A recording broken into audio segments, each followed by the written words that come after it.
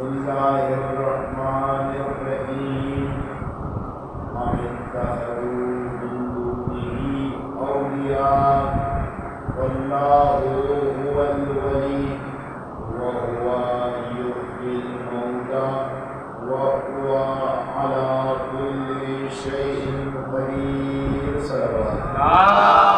اللهم صل على محمد وآل محمد.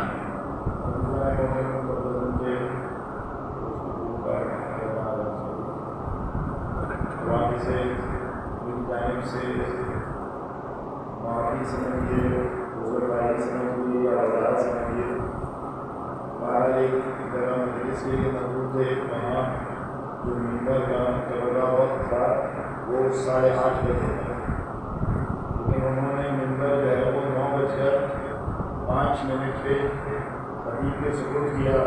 جب میں وہاں سے بہرحال گفتگو کے کوئی واجبی ارکان ہے، خطبہ ہے، فضائل ہے، مسائل ہے، دعا ہے، اسے اختصار کے ساتھ پھر وہاں سے نکلے تو یہاں پہنچتے 10:30 بج گئے جو آپ کے سامنے. تو اس میں سب سے زیادہ مصیبت جو ہے وہ خطیب کی یہ ہوتی ہے اور خطیب پر یہ ہوتی ہے کہ خطیب کی باری سب سے آخر جاتی ہے. وہ جو حدیث قصہ پڑھنے والا ہوتا ہے وہ اگر اسے 10 منٹ دیے جائے تو وہ 20 منٹ لے لے، مسئلہ نہیں ہے. اس کے بعد سلام گزار آئے، سلام گزار کو کہا گیا 5 منٹ میں آپ نے سلام جو ہے وہ پیش کرنا ہے، وہ 3 سلام بھی پیش کرنے ہیں، 15 منٹ بھی لے لے تو کوئی مسئلہ نہیں ہے. اچھا پھر اس کے بعد جہاں میں ابھی مجلس پڑھ رہا تھا، پڑھنے کے لیے موجود تھا، وہاں پہ مرثیہ خان بجائے یہ کہ مرثیے کے 3 بند 4 بند پہ اختصار کر کے مرثیے کو تمام کرتے، انہوں نے کہا کہ شاید ہے کیونکہ 100 بند گئے تھے تو میں کم از کم 99 تو ضرور پڑھوں گا. تو انہوں نے بھی پورا اپنا آدھا گھنٹہ لیا، اور پھر نتیجتاً وہ سب نے اپنا پورا وقت سے زیادہ وقت لیا جتنا وہ لے سکتے تھے. بعد میں خطیب کے بعد جب مائک آتا ہے تو وہ بیچارہ کرے تو کیا کرے، اگر وہ گفتگو کو بڑھا دے تو لوگ کہیں گے کہ مولانا نے مجلس بہت زیادہ پڑھ لی، اور گفتگو کو بہت مختصر کر لے تو کہیں گے کہ مولانا نے بہت چھوٹی گفتگو. لہٰذا ہر صورت میں مولانا پر جو ہے وہ بیچارے میں یہ دعوت رہتی ہے. سلام پڑھیے صلی علی محمد وآل محمد. معافی دے کر کے مجھے اندازہ ہے آپ لوگ کافی دیر سے یہاں پہ تشریف فرما ہوں گے. سورہ مبارکہ شعرا جو کہ قرآن مجید فرقان حمید کا 42واں سورہ اور سورہ سپارہ میں ہے، مسلسل آپ کے سامنے تجلیات ولایت کے باب میں، تجلیات ولایت کے عنوان سے گفتگو ہو رہی ہے. پروردگار عالم ارشاد کر رہا ہے کہ ہم اتخذوا من دونہ اولیاء، تو انہیں من دونہ یعنی پروردگار کو چھوڑ کر اپنی مرضی کے ولی اور سرپرست بنا لیے ہیں. واللہ هو الولی، در حقیقت اگر کوئی سرچشمہ ولایت ہے، اگر کوئی سرچشمہ حکومت ہے، اگر کسی کو حکومت کرنے کا استحقاق اور حق حاصل ہے تو وہ صرف اور صرف پروردگار کی ذات ہے. وَهُوَ يُحْيِي الْمَوْتَى، اس سے بڑھ کے اور کیا دلیل ہوگی کہ مردوں کو زندہ پروردگار کی ذات کرتی ہے. اب اس ذیل میں مسلسل آپ کے سامنے گفتگو ہو رہی ہے، لیکن آپ اس آیت کو اس زاویے سے دیکھیے کہ اس ولایت کے آفتاب کے مقابل، اس خورشید ولایت کے مقابل ہمارا اور آپ کا کیا وظیفہ بننا ہے. اسے بھی تو اسی ممبر سے سیٹ ہونا ہے. یہ ہمارے اور آپ کا کیا فریضہ بنتا ہے، ہمارے اور آپ کے کیا فرائض ہوتے ہیں. دیکھیے یہ میرا جملہ یاد رکھیے گا کہ پروردگار عالم نے ولایت کسی بھی عنوان سے ہو، یا وہ ذات پروردگار کی نسبت ہو، یا وہ ولایت جب نبوت کے قالب میں آئے، یا وہ ولایت جب امامت کے قالب میں آئے، پروردگار عالم نے ہمیں فوق ولایت رہنے کا نہیں کہا ہے، بلکہ ہمارا فریضہ یہ ہے کہ ہم نے تحت ولایت رہنا ہے. ولایت اپنے نقش قدم بناتی چلی جائے گی، ہم نے ان نقش قدم پہ چلتے چلے جانا ہے. ہم نے نقش بنانا نہیں ہے ولایت کے لیے، بعض لوگ جو ہے وہ نادانستہ طور پہ زوم میں، علم کے زوم میں، احساسات کے زوم میں، جذبات کے زوم میں، خصوصاً نوجوان طبقہ جو ہے وہ جذبات میں جب آتا ہے تو وہ یہ ولایت کے لیے وظیفہ طے کرنے لگتا ہے کہ ہم بتائیں گے کہ فلاں نے کیا کرنا ہے، ہم بتائیں گے کہ امام نے کیا کرنا ہے. نہیں، آپ نے نہیں بتانا کہ امام نے کیا کرنا ہے، امام بتائیں گے، آپ نے اس نقش قدم پر چلنا ہے. امام، آپ امام کے لیے مشعل راہ نہیں ہیں بلکہ امام آپ کے لیے مشعل راہ ہے. اچھا بھائی، جب بات آ گئی اب یہ بھی سن لیجیے کہ بعض اوقات تخیل میں انسان کو پروردگار عالم نے جو تخیل کا ملکہ، تخیل کی استعداد دی ہے، تو اس میں اس تخیل کے گھوڑے کو اتنا دوڑاتا ہے کہ بعض اوقات ایسا خیال لے آتا ہے جو عصمت کے شایع نشان نہیں ہوتا. اسی میں سے خیال یہ ہے کہ بزرگوار میرے سب جو ہے وہ ماموں کہتے ہیں، اس لیے میں بھی اظہار بھائی جو ہے وہ بزرگوار ہیں ہمارے، اور فرش ایسا کی زینت ہے. پروردگار انہیں طول عمر عنایت کرے، پروردگار ان کی توفیقات خیر میں اضافہ کرے، اور تمام مومنین جو دام درم میں سخن قدم میں کسی بھی عنوان سے امام بھائی کا فرش ایسا کی خدمت میں لاتے ہیں، پروردگار کی تمام حاجات شریعہ کو اپنی بارگاہ میں قبول منظور فرمائے. یہ یہاں تشریف فرمائے، یہ ظاہر سی بات ہے شعر سے، ادب سے، اہل ذوق ہیں، اہل زبان ہیں، تو میری تصحیح تائید فرمائیں گے. یہ بازوں نے خیال کے گھوڑے اتنے دوڑائے کہ اب جناب عباس کے بارے میں کہا کہ یہ آپ نے سنا ہوگا، اس لیے آپ کو تعجب بھی ہونا چاہیے اور سنتے ہوئے تعجب ہونا چاہیے. میری تنقید کے وقت تعجب نہیں ہونا چاہیے کہ سید الشہداء نے سرکار امام حسین علیہ السلام نے جب جناب عباس سے کہا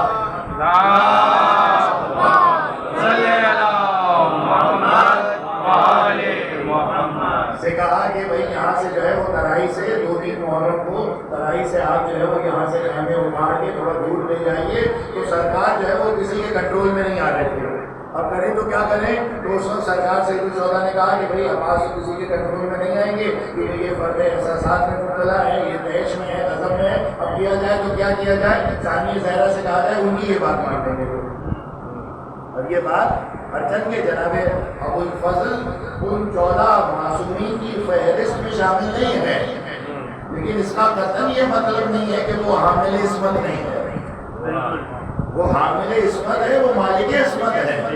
اب ان کے بارے میں یہ جملہ کہنا کہ وہ احساسات میں اتنے مغلوب ہو جاتے تھے، وہ اتنے جذباتی ہو جاتے تھے، کسی سے کنٹرول میں نہیں آتے تھے، نہیں، یہ منافی عصمت ہے، یہ ان کی عصمت کے شایع نشان نہیں ہے. اسی لیے آپ ملاحظہ فرمائیے چھٹے امام جعفر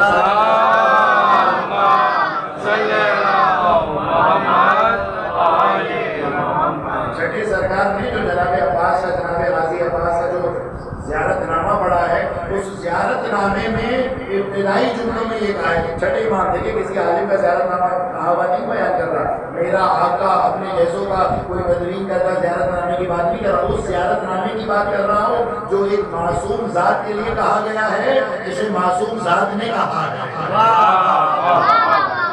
وہ کہہ رہی ہے کہ اشہد انک بالتسلیم والوفا بالتصدیق، کہ اے جناب عباس، ہے ہمارے جد، میں آپ کے بارے میں شہادت دیتا ہوں کہ آپ حسین بن علی کی بارگاہ میں مقام تسلیم پر فائز تھے. کیا بتا رہے ہیں جناب عباس کی خصوصیت؟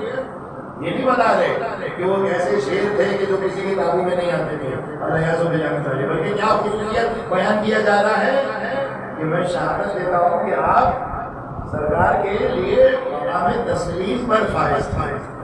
کل آپ کے سامنے یہ حدیث پڑھی تھی، الاسلام ہو تسلیم، و تسلیم ہو تصدیق، و تصدیق ہو لدا، و لدا ہو یقین.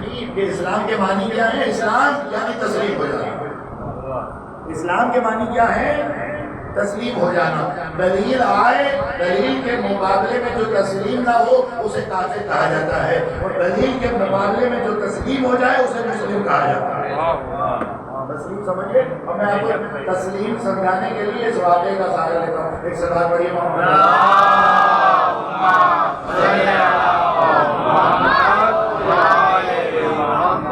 تسلیم کا مقام بھی تو وہی سیٹ کر کے گئے ہیں کہ انسان میں تسلیم ہونا ہے.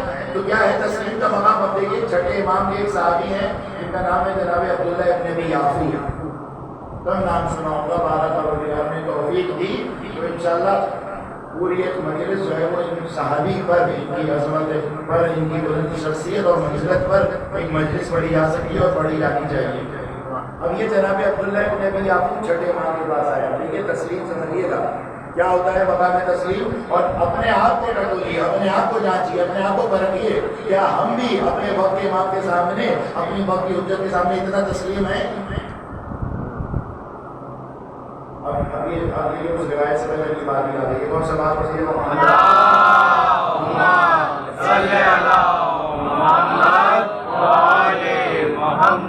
دیکھیے تسلیم کو سمجھنے کی کوشش کیجیے گا. یہ مقام تسلیم کیا ہے, یہ مقام رضا کیا ہے. اب یہ الفاظوں کو تو سنتے رہتے, لفظوں کو تو سنتے رہتے, لیکن ان کی حقیقت تو جانیے کیا ہے مقام تسلیم. اس روایت سے پہلے یہ جو میں نے بات کہی نا کہ ہر انسان اپنا آڈٹ کرے کہ کیا میں اپنے وقت کے امام کے لیے اس مقام تسلیم پر فائز ہوں.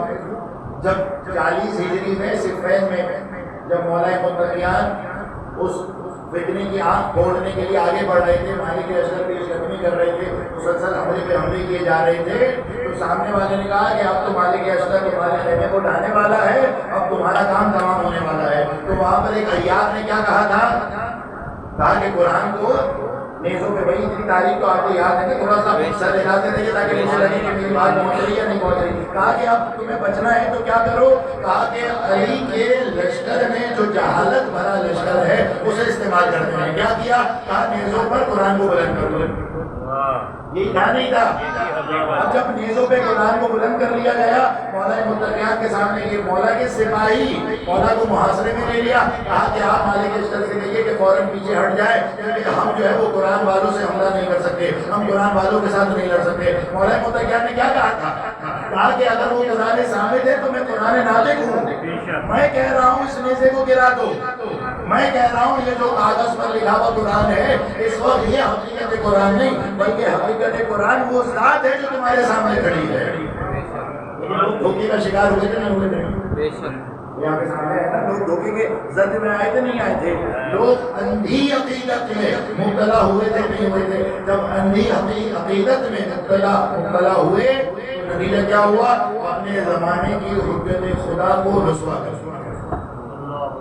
تاکہ دیکھ لیجیے میرا لفظ سنگین ہے مجھے معلوم ہے, لیکن مولا متقیان خون کے آنسو ہے.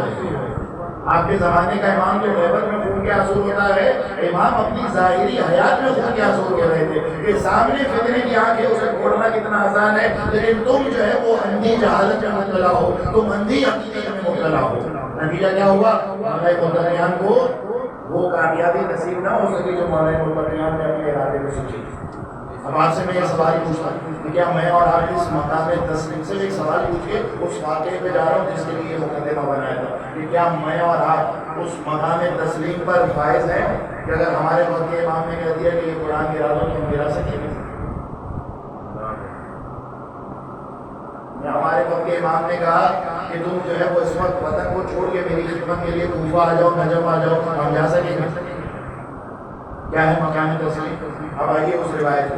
یہ عبداللہ ابن ابی یعقوب چھٹے امام کے پاس آتے ہیں اور چھٹے امام کے پاس آ کر کہتے ہیں کہ فرزند رسول خدا کی قسم کھا کر کہتا ہوں کہ اگر آپ ایک ہی انار کو 2 حصے کیجئے اور آدھے کو حلال کہیے اور آدھے کو حرام کہیے, خدا میں عبداللہ ابن ابی یعقوب خدا کی قسم کھا کے کہتا ہوں جسے آپ نے حلال قرار دیا ہوگا میں اسے حلال مانوں گا, جسے حرام قرار دیا ہوگا میں اسے حرام مانوں گا.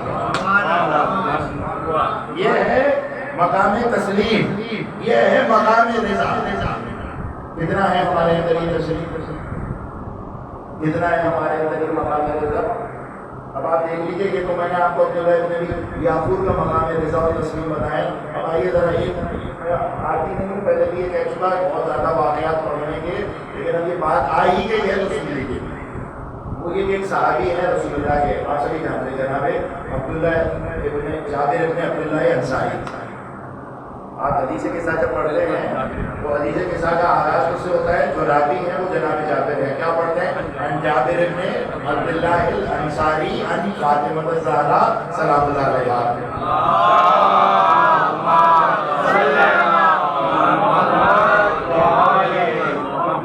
اب یہ جناب جابر ہیں. جناب جابر کی ایک اور خصوصیت تو آپ جانتے ہیں, اربعین قریب ہے کہ کربلا کے جو پہلے زائر کا شرف حاصل ہے وہ جناب جابر ابن عبداللہ انصاری کو حاصل ہے. اچھا یہ بات یہ سن لیجیے کہ جناب جابر وہ صحابی رسول ہیں کہ جن کی نسل جو ہے وہ ابھی تک جاری اور باقی ہے. کم لوگوں کو یہ بات معلوم نہیں. جناب جابر کی نسل آپ کے مکتب کے 200 سال پہلے نامی گرامی عالم تھی جن کا کوئی عالم کیا قوم کا پڑھا ہو, کیا پاکستان کا پڑھا ہو, کیا شام کا پڑھا ہو, کیا نجف کربلا قاسم کسی بھی مدرسے سے پڑھا ہو, اس عالم کی کتاب پڑھے بغیر وہ عالم بن ہی نہیں سکتا. جن کا نام ہے شیخ انصاری, شیخ اعظم انصاری. اب یہ شیخ اعظم انصاری جناب جابر ابن عبداللہ انصاری کی نسل سے تھے. ویسے ہی جیسے جناب عمر کی نسل باقی ہے. اب آپ کہیں گے کہ جناب عمر کی نسل کہاں تھی؟ 300 سال پہلے آپ کے جیت عالم دین گزرے حدیث کی وادی میں جن کا نام ہے شیخ عمر عاملی. اب میں تعارف کرا دوں, جب آپ مشہد مقدس جاتے ہیں, مشہد مقدس, تو مشہد مقدس میں ایک صحن ہے جہاں پر وہ ایک سنہری سقا خانہ بنا ہوا ہے, درمیان میں سنہری صحیح لگی ہوئی ہے.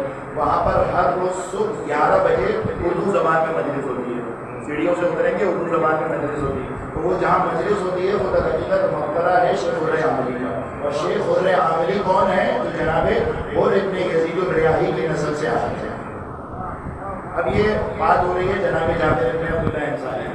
اب جابر ابن عبداللہ انصاری کی وہ خصوصیت جو میرے مطلب سے اس وقت ریلیٹ کرتی ہے وہ کیا ہے کہ یہ وہ صحابی رسول ہیں جنہوں نے اتنی طویل عمر پائی کہ 5ویں امام تک کی زیارت کی ہے نا آپ کے گھر میں. اور اللہ کے رسول نے کہا تھا کہ اے جابر, جب تم ایک ایسے میرے فرزند سے ملو گے جس کا نام میرے نام پر ہوگا, جس کا خون میرا خون ہوگا, جس سے دشمنی مجھ سے دشمنی ہوگی, جس سے دوستی مجھ سے دوستی ہوگی, تو تم اسے میرا سلام پہنچا دینا. اب جابر بن عبداللہ انصاری صاحب ہے, بڑھاپا داری ہے, پیری ہے, تو اس عالم میں مدینے کی گلیوں میں پھرا کرتے تھے اور کہتے جاتے تھے کہ اے محمد باقر کہاں ہو, اے محمد باقر کہاں ہو, میں تمہیں تمہارے جد کی امانت پہنچانا چاہتا ہوں. اب ایک مقام پر جب 5ویں امام کی زیارت ہوئی, معلوم ہوا کہ یہ وہ امام ہے, یہ وہ فرزند رسول ہے جس کا رسول نے مجھ سے تذکرہ کیا تھا, جس کا رسول نے کہا تھا کہ اسے میرا سلام پہنچا دینا. تو احتراماً اتنے جھکے کہ جابر کا سر تھا اور امام کے قدم تھے. جابر کا سر تھا اور امام کے قدم تھے. تو اتنی بات تو طے ہو گئی نا کہ اگر صحابی امام کی معرفت رکھتا ہو تو وہ ہمارے سروں کا تاج بن جاتا ہے. اور جو ہے اگر صحابی امام کی معرفت رکھتا ہو تو وہ ہمارے سر کا تاج بن جاتا ہے. اور اگر صحابی امام کی معرفت نہ رکھتا ہو تو میرا جملہ یاد رکھ لیجیے گا, یہ قافیہ, کہ پھر وہ صحابی نہیں ہوتا, وہ اسلام میں خرابی ہوتا ہے. اور خرابی سے محبت تو نہیں کی جاتی, خرابی سے برات کی جاتی ہے, اور اسی برات کو ہم تبرہ کہتے ہیں. اب آپ تبرے کو برا سمجھتے ہیں, حقیقت تبرہ برا نہیں ہے, آپ کی فہم اور آپ کی فکر ناقص ہے. ایک سلوات پڑھیے محمد والے.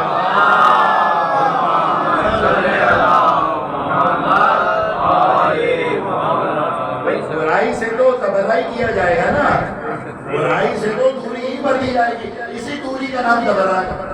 تبرہ کسی اور کا نام نہیں ہے. تبرہ یعنی کیا مطلب؟ یعنی یہ انسان رسول کے خط پر نہیں ہے, دین کے راستے پر نہیں ہے, میں اس کے عمل سے بیزار ہوں, میں اس کی فکر سے بیزار ہوں, میں اس کے خیال سے بیزار ہوں, میں اس کے حسب سے بیزار ہوں, میں اس کے نسب سے بیزار ہوں.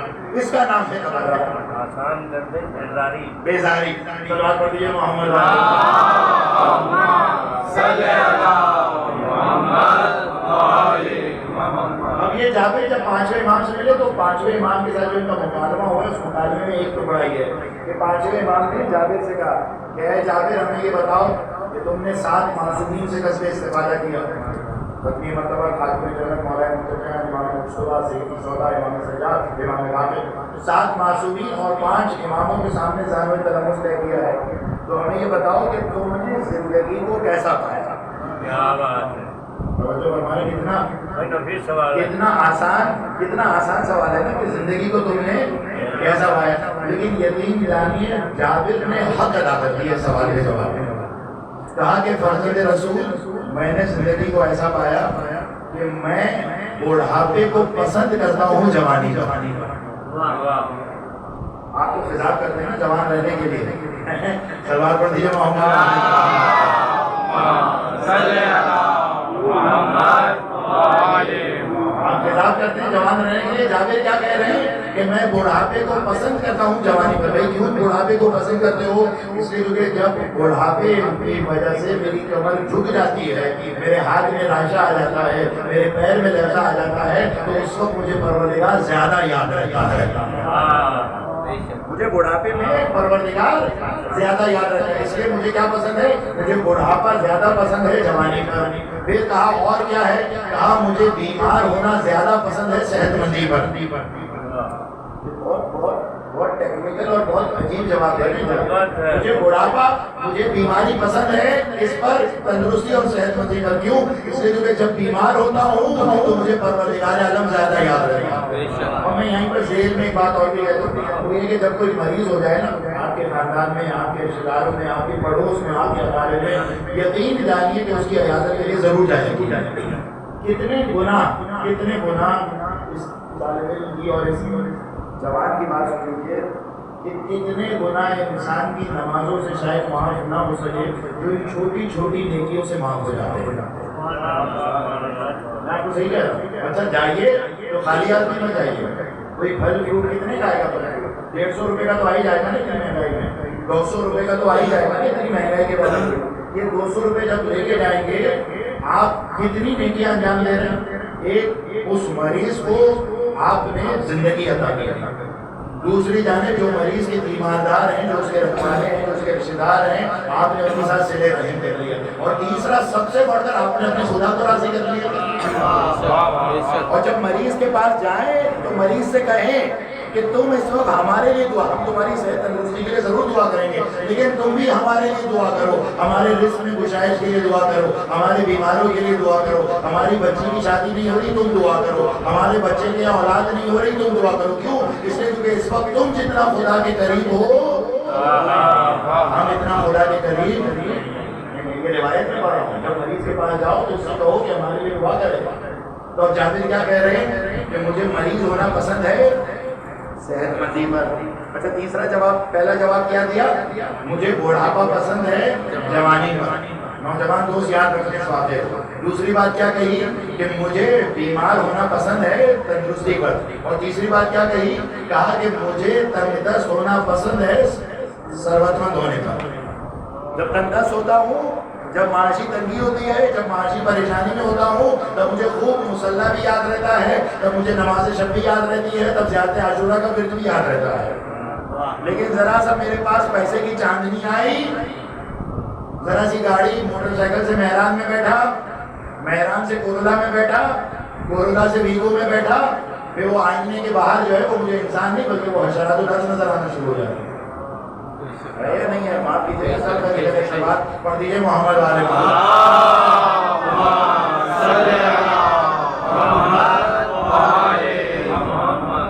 انسان کے پاس ذرا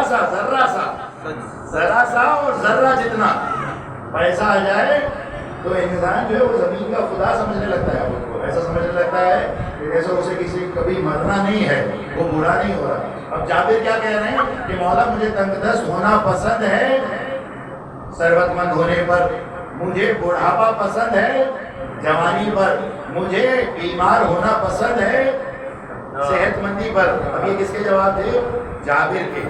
امام نہیں ہے, صحابی امام ہے, لیکن امام کا کلام کلاموں کا امام ہوتا ہے. اب میرے جملے کو یاد رکھیں, امام کا کلام کلاموں کا امام ہوتا ہے. ایک مرتبہ امام نے کہا کہ اے جابر, تم نے 7 اماموں کے سامنے زانو تلمس طے کیا اور ان سے قصب استفادہ اور فیض کیا, تم ابھی تک یہ بات کر رہے ہو کہ مجھے بڑھاپا پسند ہے جوانی پر, مجھے تنگ دست ہونا پسند ہے ثروت مندی پر, مجھے بیماری پسند ہے صحت مندی پر. ارے ہم آل محمد کا طریقہ کار یہ ہے, ہماری پسند کوئی پسند نہیں ہے. اگر پروردگار بڑھاپا دے دے تو ہمیں بڑھاپا پسند, اگر جوانی دے دے تو ہمیں جوانی پسند, اگر صحت مندی دے دے تو صحت مندی پسند, اگر بیماری دے دے تو بیماری پسند, اگر شہادت دے دے تو شہادت پسند, اگر رسالت دے دے تو رسالت پسند, اگر غنا دے دے تو غنا پسند, اگر فقر دے دے تو فقر پسند. جابر ہماری کوئی پسند نہیں ہے, جو ہمارے رب کی پسند ہے وہی ہماری پسند ہے.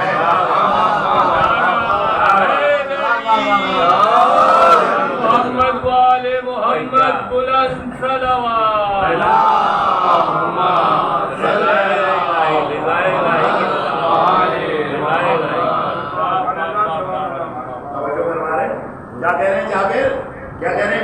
مقابل سے کہ ہماری پسند کوئی پسند نہیں، جو پسند ہے وہ پروردگار کا پسند، وہ جو دے دے، اس لیے کیونکہ مخلوق کو حق بھی کیا ہے خدا کے سامنے زبان دراز کرنے کا۔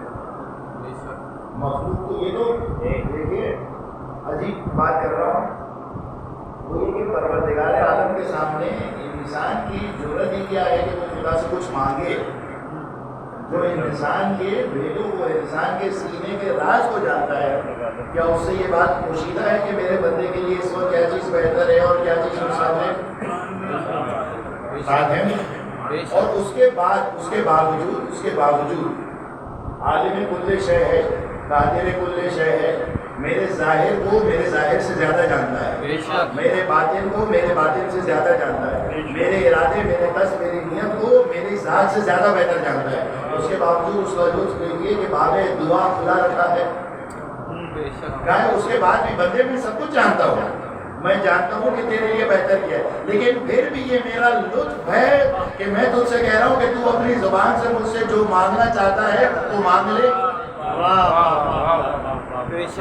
باب دعا کو کھلا رکھا، ورنہ آپ دیکھیے عبد ہے نا، پروردگار نے ہمیں کیا بنایا؟ عبد بنایا ہے، غلام بنایا ہے، نوکر خادم بنایا ہے۔ غلام کے پاس جو تن پر لباس ہے وہ صرف اس کے آقا کا نہیں، بلکہ غلام کا نفس نفس سانس سانس اس کے مولا کی عطا کر رہا ہے۔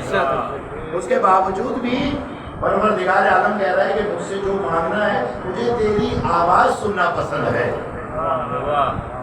بالکل ویسے ہی صاحبان والا جو تشریف فرمایا وہ اس مثال کی لطافت محسوس کریں گے کہ کبھی کبھار بچہ جو مانگ رہا ہوتا ہے، بچہ مثال کے طور پہ ایک ایسی چیز مانگتا ہے جو بچے کی مصلحت میں نہیں ہوتی، لیکن ماں باپ کہتے ہیں مانگتے رہو۔ کیوں؟ کہ تم جو آواز نکالتے ہو نا، وہ آواز سننا ہمیں بہت اچھا لگتا ہے۔ پروردگار عالم نے باب دعا کو بھی اسی عنوان سے کھلا رکھا ہے، کہا کہ مجھ سے مانگتے رہو، تم جو آواز کرتے ہو، تم جو کہتے ہو یا رب، تم جو کہتے ہو اللہم، تم جو کہتے ہو بار الہ، تم جو کہتے ہو خدایا، جو تمہاری آواز کی شکستگی ہوتی ہے وہ مجھے سننا بہت اچھا لگتا ہے۔ تو پروردگار عالم نے اس کائنات میں ہمیں کیا بنایا ہے؟ عبد بنایا ہے۔ عبد کا کام یہ نہیں ہوتا کہ یہ میری پسند ہے، یہ میری پسند ہے، پروردگار یہ جو میری پسند ہے یہ مجھے دے دے، یہ جو میری ناپسند ہے یہ مجھے نہ دینا، یہ دینا وہ نہیں دینا، یہ آج دینا، یہ کل دینا، یہ پرسوں دینا، یہ رات میں دینا، یہ دن میں دینا، یہ جوانی میں دینا، یہ بڑھاپے میں دینا، نہیں، پروردگار نے ہمیں عبد بنایا ہے۔ اب جب یہ صرف عبد کی مثال سن لیجیے اور یہیں سے میں مسائل سے مرتبط ہو جاؤں گا، وہ یہ کہ دیکھیے آپ سبھی کا تجربہ ہوا ہوگا، اگر انسان اس عبد کے مفہوم کو صحیح طور سے درج کر لینا، باخدا ہمارے 99% جو اخلاقی مسائل ہیں وہ دور ہو گئے۔ باخدا کہہ رہا ہوں، حلفیہ اگر آپ کہیں تو میں شرعی قسم ممبر کی قسم کھا کے کہہ رہا ہوں کہ اگر اس عبد ہونے کے تصور کو انسان صحیح معنی میں درج کر لے۔ آپ دیکھیں زندگی میں آپ نے سبھی نے بینک جانے کا تجربہ کیا ہوگا۔ آپ بینک جاتے ہیں، کیوں جاتے ہیں؟ بنیادی طور پر بینک کس لیے بنایا گیا کہ آپ وہاں پہ پیسے رکھیں حفاظت کے طور پہ، اور جب آپ نے پیسے نکالنے ہوں تو آپ پیسے نکال لیں۔ تو اس کام کے لیے آپ کس کے پاس جاتے ہیں؟ جواب دیجیے، کیشیئر کے پاس جاتے ہیں۔ اچھا، کیشیئر کے پاس جب آپ جاتے ہیں، اگر وہ بینک کی برانچ مین بازار میں ہو تو آپ یقین جانیے وہ کیشیئر روزانہ کی بنیاد پہ لاکھوں روپے وصول کرتا ہے، لاکھوں روپے وصول کرتا ہے اور لاکھوں روپے کے ٹرانزیکشن کر کے سامنے والے کو دیتا ہے، لیکن نہ لاکھوں روپے وصول کرنے سے وہ غرور کا شکار ہوتا ہے، اور نہ لاکھوں روپے کے دے دینے سے وہ افسردگی کا شکار ہوتا ہے۔ کیوں؟ اس لیے کیونکہ جانتا ہے کہ نہ یہ لاکھوں روپے میرے خزانے میں آ رہے ہیں، نہ یہ لاکھوں روپے میرے خزانے سے جا رہے ہیں۔ اگر انسان اسی بات کو سمجھ لے کہ اے انسان، اگر اس تمہاری جیب میں پروردگار نے رزق دولت عطا کیا ہے، تمہیں رزق اولاد عطا کیا ہے، یہ رزق شہرت عطا کیا ہے، یہ رزق علم عطا کیا ہے، تو یہ سب پروردگار عالم کا مال ہے۔ جب پروردگار عالم کے مال ہونے کا یقین ہو جائے گا تو نہ آیا ہوا مال انسان کو غرور کا شکار کرے گا، نہ گیا ہوا مال انسان کو افسردگی کا شکار کرے گا۔ جو پروردگار نے آپ کو مجھے صرف اور صرف ایک کیشیئر کی حیثیت سے یہاں پر رکھا ہے، کیا بنایا ہے پروردگار نے؟ عبد بنایا ہے۔ اس عبد کو رہنمائی کی ضرورت تو ہے.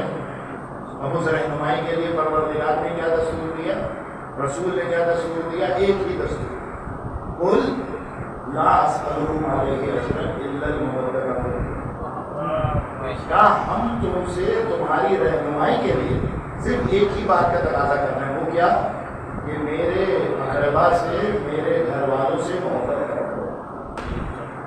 اور سید سجاد کہتے ہیں کہ اللہ کے رسول نے ہم آل محمد سے محبت کرنے کا کہا تھا، پھر اتنے ظلم کھا گئے.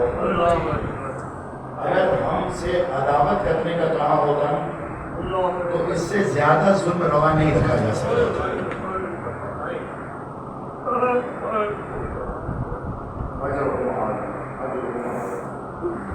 ایسی آپ کی سزائیں بلند ہو گئی. ایسے آہستہ آہستہ اربعین جو ہے چہل مولا کا قریب آتا جا رہا ہے. آپ میں سے کتنے افراد ایسے ہوں گے جو اپنے رشتہ دار فون کر رہا ہوگا کہ ہم جو مولا کے چہلوں کے لیے جا رہے ہیں. کچھ گئے ہوں گے امام جامن باندھنے کے لیے، کچھ گئے ہوں گے ہدیہ دینے کے لیے، کچھ گئے ہوں گے دعا کی التماس کرنے کے لیے کہ دیکھو جب مشی کرنے کے بعد کربلا پہنچ کے جیسے ہی عباس کا حرم نظر آئے تو مولا کے سامنے ہماری اس حاجت کو رکھ دے.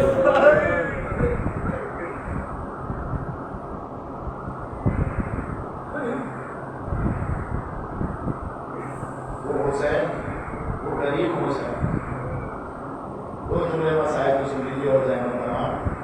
وہ کہ حسین ابن علی نے قنوت میں اپنی بیٹی کو مانگا، کہا تھا پروردگار مجھے ایسی بیٹی عطا کر جو میرے لیے سکون کا سبب بنے. اسی لیے کیا کہا کہ مجھے وہ گھر نہیں پسند جہاں ان میں غراب اور سکینہ نہ ہو.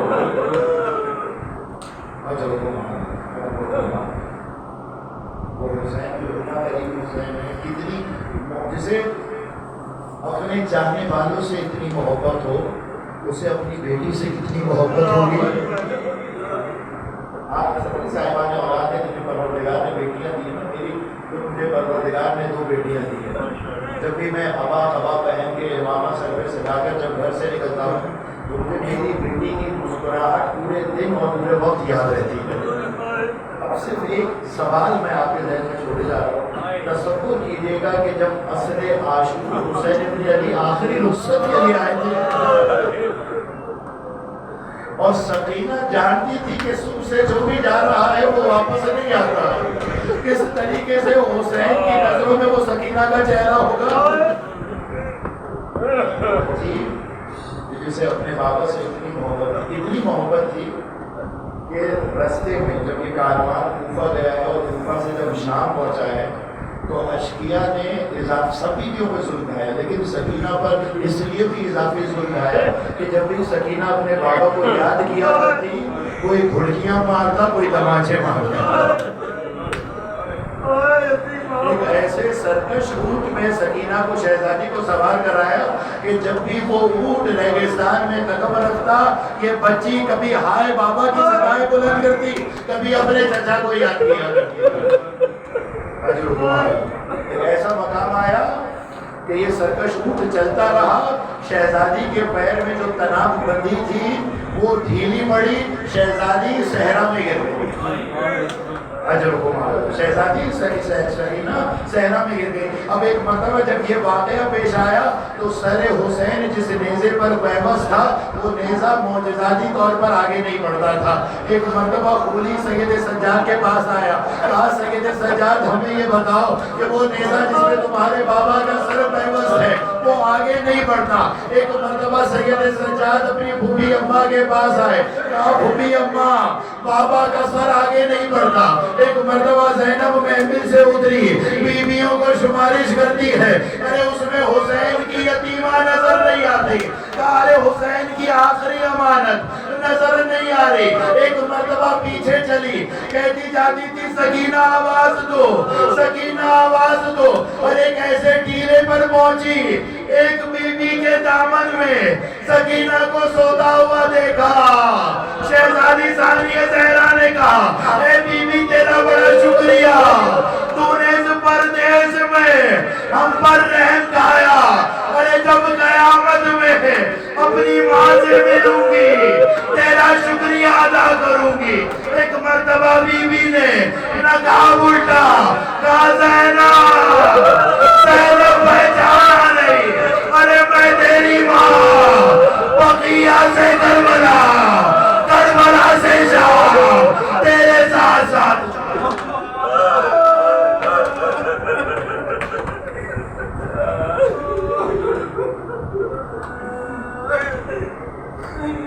اللہ